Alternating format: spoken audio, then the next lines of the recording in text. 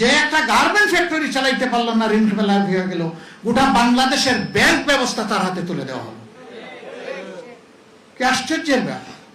এবং আপনারা দেখেছেন এখন যাকে চেয়ারম্যান হিসেবে ইসলামী ব্যাংকে দিয়েছেন তার নিজের আপন স্ত্রী ঋণ খেলাফি, সেই ঋণ খেলাফির জামাই হবে ইসলামী ব্যাংকের চেয়ারম্যান। বিবেক কোথায়? এই দুইজনকে অবিলম্বে পদত্যাগ করতে হবে। এই সমস্ত জায়গায় যোগ্য, দক্ষ, পরীক্ষিত, সৎ মানুষগুলাকে বসাতে হবে। দলীয় আনুগত্য দেখে দলকানাদেরকে যদি বসানো হয়, অর্থনীতি ধ্বংস হবে। একদল তো পালিয়ে গিয়েছে পাশের দেশে, বাকিরা কোথায় যাবে আমি জানি না।